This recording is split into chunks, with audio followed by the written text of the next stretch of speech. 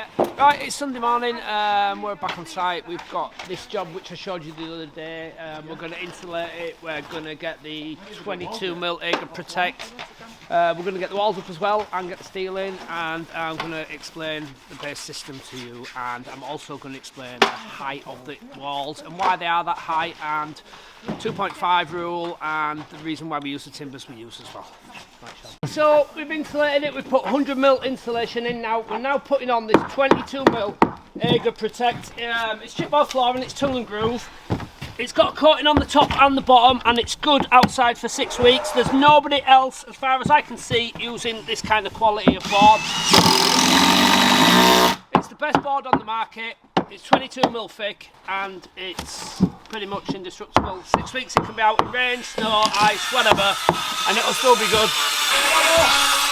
With the 5-minute wood adhesive, it's freezing this morning, so what we've done, we've put it in a jug of warm water to warm it up and make it a bit more fluid, and we're putting it together, or we're screwing it rather, with these 60mm screws. The reason why we screw it rather than nail it is because if we nail it, the floor will squeak in the future, whereas if we screw it, it won't ever squeak. Right, so we've got the back wall up. What we're doing, we've built the frame, we've used the OSB to square the walls. When we stand that wall up, we know that it's not going to rack that way, it'll be right.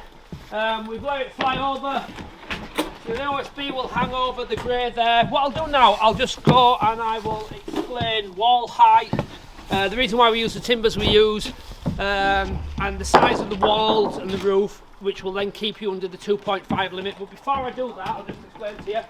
2.5 is measured from the highest point of ground adjacent to the building. So this is the highest point of ground here. So this is where the 2.5 comes from.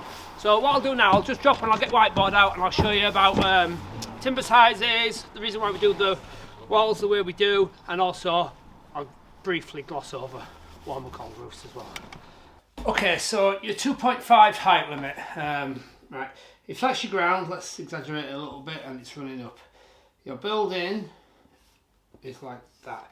2.5 is taken from the highest point of land adjacent to the building. So the highest point of land right next to your building, that's where your 2.5 is taken from. Okay, so I'll try and demonstrate the overall height. So 2.5 is your maximum height.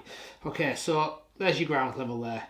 We've got 50mm clearance, 100mm for your joist, 22mm for your Adhesive Protect. This distance here then, 1950, that's the height of our doors, that's what we use.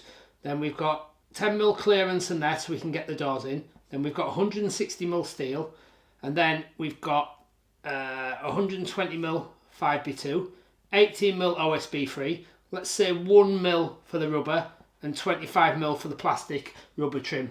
That adds up to 2,456. So you're just under the 2.5 at that. That's the only way you can build this building and stay under your 2.5 without actually digging down. So what does that give you internally? What we do, we drop the front and the back 75mm. So the back is 75mm smaller. So at the front, you've got 6'10" internal head height. That's deducting your plasterboard off as well. And at the back of the room, the short part of the room, you've got 6'8", which is 2,032mm. So that doesn't include your floor covering either. So to maximise internal head height, you have to use these timbers. You have to use 4x2 for the base.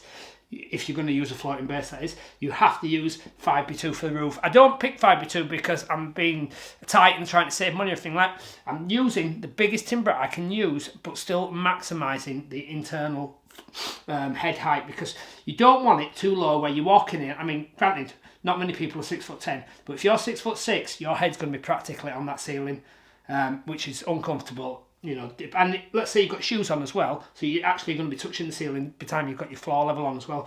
So there's all your calculations. You've got 50mm airflow there.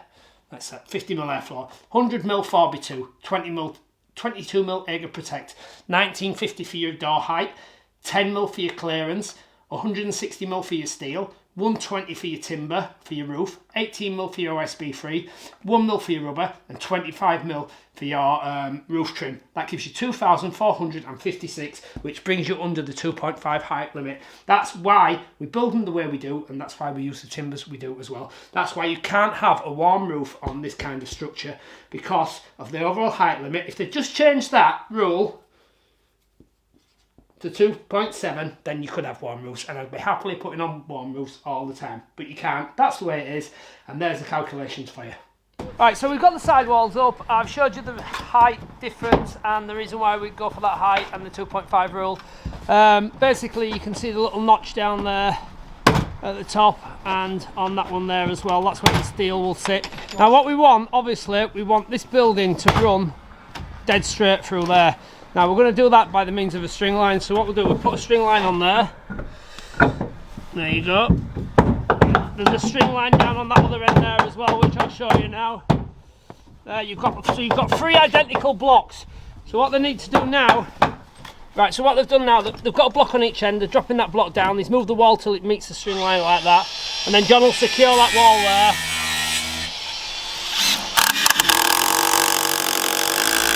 There you go, and we'll do the same on this side as well, which will mean that then the 2 walls are running dead straight through, which obviously you need. To me. Because obviously you're going to put your doors in there as well. John to me. Where? Keep going. Oh, just a little bit back. There you go. Yeah. Dead on. And what we'll do now is that.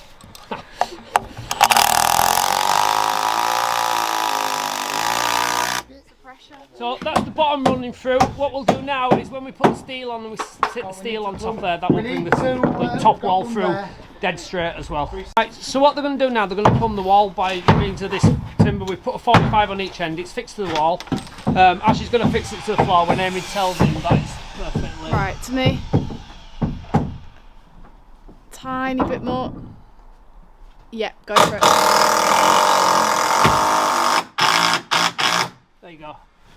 So we know both them walls are plumb now. We've put a timber on there to stop the steel falling off when we offer it up. What we'll do then, when the steel's on, we'll tech screw it through the bottom and then we'll put some timbers on the front, which you've seen me do before, but I'll show you again.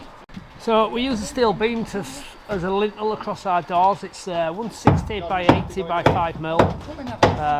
It's more than sufficient to carry the weight of that roof. You can also use some 5x2s and create a flitch beam, which will then there you go, that's measured to perfection. Create a flitch beam, which is basically a 10 mil length of thickness of steel sandwiched between 2 timbers. But we find this a lot easier and a lot quicker. That's another one well on its way now. We've got the base in, we've put in 100 mil insulation in the base, 22 mil Ega Protect, 4x2 CLS for the back and the side walls, 5x2 C16 for the front walls, and 5x2 for the roof as well. We've put our steel beam in there. It's 80 mil by 160 by 5 mil, and we've fixed these timbers to it with tech screws, and we've put our upside down joist hangers to tie our roof down to that steel as well. So it's all tied in, it's not going nowhere. So that's sort of this one for today now. So what we've got to do then on this one is drop some noggins in there, finish off the side and the back trimmers, and then that roof can be boarded and covered. So if you'd like to build one of these to the same standard we do, I'm doing build packs on my website at www.oakwoodgardenrooms.com, and there's 13 different sizes available. They're £96, which includes VAT, and there's full instructions from start to finish, plus full materials list for the size that you purchase. So it's a no-brainer really. The time it will save you alone is well worth £96. 13 different sizes available on the website. Thanks for watching. Please like, share and subscribe as well, and thanks for all your comments, and I look forward to seeing you tomorrow.